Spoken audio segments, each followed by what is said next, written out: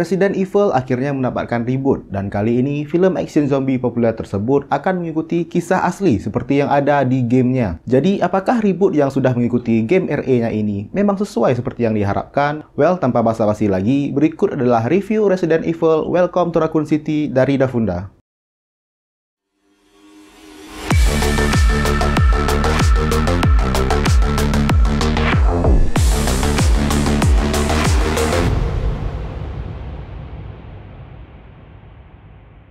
Mungkin sebagian dari kita ada yang suka dengan adaptasi game action zombie Resident Evil yang menampilkan Milla Jovovich sebagai karakter utamanya. Tapi tetap aja, secara general, seri film tersebut tidak disukai oleh fans gamenya. Pasalnya, 6 film Resident Evil yang dibintangi oleh Milla Jovovich tersebut tidak mengadaptasi kisah yang ada di gamenya. Film ini hanya mengambil elemen dari gamenya aja. Oleh karenanya, nggak heran ketika mengetahui adanya reboot adaptasi ini, banyak fanboy gamenya yang langsung hype banget. Hype tersebut kian menggokil ketika menyaksikan trailernya yang menampilkan tampilan set dan karakter yang sama persis seperti yang ada di gamenya. Ada zombie anjing, zombie botak, Licker, dan bahkan Lisa Trevor. Tentu kita yang fans dengan Resident Evil ini berharap jika film ini bakalan sebagus cerita di gamenya. Tapi sayangnya, seluruh harapan positif tersebut langsung hancur lebur setelah menyaksikan filmnya ini. Film ini setidaknya sudah berusaha banget untuk mirip dengan gamenya, baik secara tampilan maupun plot kisahnya. Namun pada saat yang sama, justru plotnya tersebut pula lah yang menjadi pedang bermata dua.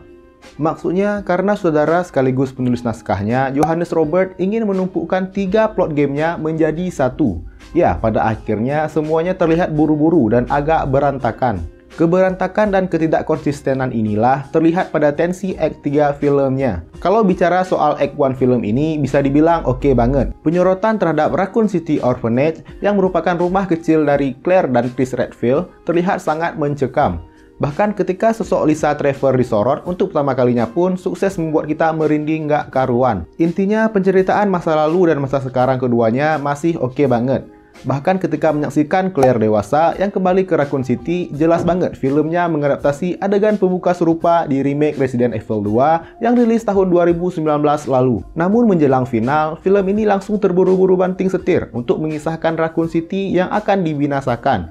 Dan tentunya semua karakter dalam filmnya ini harus segera keluar. Nah, karena hal inilah semuanya terlihat sangat berantakan. Ya, sangat disayangkan memang. Padahal sebenarnya semua ini bisa dihindari banget. Spesifiknya kalau saja filmnya hanya mengadaptasi 1 atau 2 gamenya aja. Pasti hasil akhirnya akan jauh lebih enak dan efektif.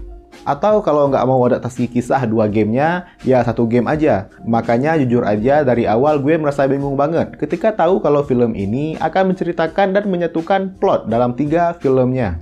Karena seperti yang kita tahu, kisah di masing-masing 3 game pertamanya saja harus membutuhkan durasi berjam-jam untuk bisa menceritakannya dengan jelas dan lengkap. Oke, mungkin kita bisa katakan secara teknis, peristiwa di Resident Evil 2 dan Resident Evil 3 Nemesis hanya terpaut 2 atau 3 hari dan terjadi di lokasi yang sama. Namun sekali lagi, plot keduanya ini masih dipisah sendiri-sendiri.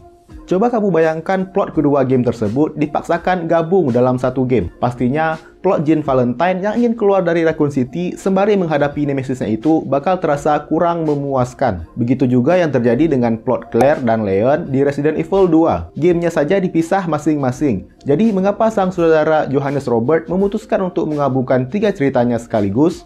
Selain itu, memaksakan untuk mengadaptasi 3 plot panjang sekaligus, durasi film ini pun minim pula. Seperti yang telah gue bahas tadi, 1 gamenya aja membutuhkan lebih dari 2 jam untuk menjelaskan semua plotnya. Nah, durasi dari Resident Evil Welcome to Raccoon City ini adalah 107 menit. Ya, 107 menit, bahkan 2 jam aja pun nggak sampai. Jadi dengan durasi sesingkat itu, tentu sangat sulit untuk menceritakan 3 plot kisahnya sekaligus. Oleh karena itu, kita pun tidak melihat beberapa karakter dan pengembangan cerita yang dalam, seperti yang kita lihat di masing-masing ketiga game Resident Evil tersebut. Bahkan ada Wong saja yang merupakan karakter favorit wanita RE hanya muncul di adegan mid-credit. Jadi ya, jangan harap kita akan melihat adanya rekreasi adegan apapun yang terjadi di antara Ada dan Leon. Jadi ya, mengecewakan banget bukan? Kesemua aspek tersebut kian diperparah dengan pilihan lagu-lagu hit yang menjadi soundtrack yang terdengar dan terasa tidak pas banget. Coba deh bayangkan saja nih. Ada satu adegan di film ini menampilkan zombie terbakar yang masuk ke dalam kantor polisi alias Raccoon City Police Department. Nah, di bangku resepsionisnya ada Leon yang sedang santai duduk sembari mendengar musik. Walaupun kalian mungkin belum nonton, sudah terbayang bukan kalau adegan seperti demikian? Tentunya membutuhkan soundtrack yang intens dan menegangkan atau setidaknya yang bergenre industrial rock tahun 90-an. Namun yang ada, lagu yang mereka pilih untuk adegan tersebut adalah Crush dari Jennifer Page. Coba saja deh kamu dengar lagunya melalui YouTube. Pasti kalian setuju banget dengan gue kalau lagu tersebut memang nggak pas sama sekali.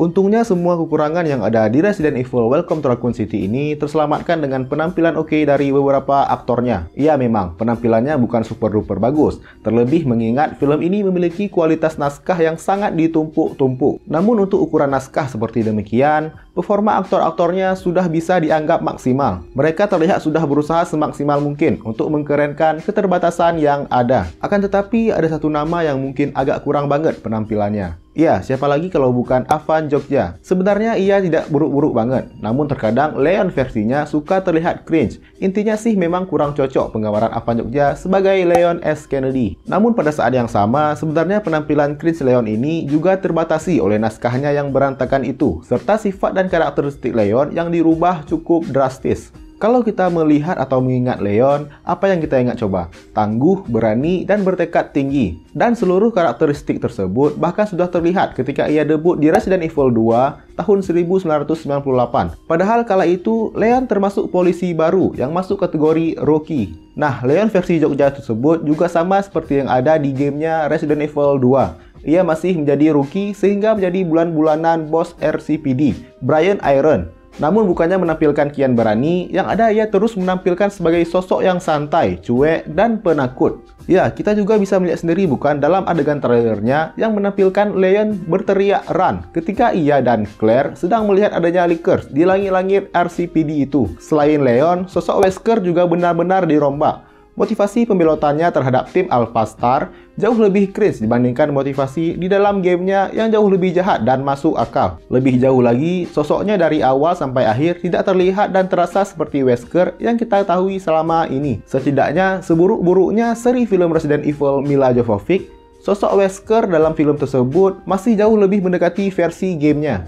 Well, rasanya dari semua pembahasan tersebut sudah bisa kalian tebak bukan bagaimana kesimpulan review Resident Evil Welcome to Raccoon City ini? Ya, alangkah baiknya kamu beli tiket bioskop untuk nonton Spider-Man No Way Home lagi, atau mungkin nonton aja The Matrix Resurrection yang ketika review ini dibuat sudah tayang di seluruh bioskop. Bahkan gue aja yang fanboy RE dari kecil sangat kecewa dengan reboot ini. Berdasarkan apa yang didapat dari film ini, jujur gue nggak yakin kalau proyek sequelnya yang kini sedang dikembangkan juga akan lebih baik dari film pertamanya. Tapi kalau memang lebih bagus dari film pertamanya, ya syukurlah. Oke, mungkin cuma segitu aja review Resident Evil Welcome to Raccoon City dengan Heru di sini. Sampai jumpa di review film Dafunda selanjutnya.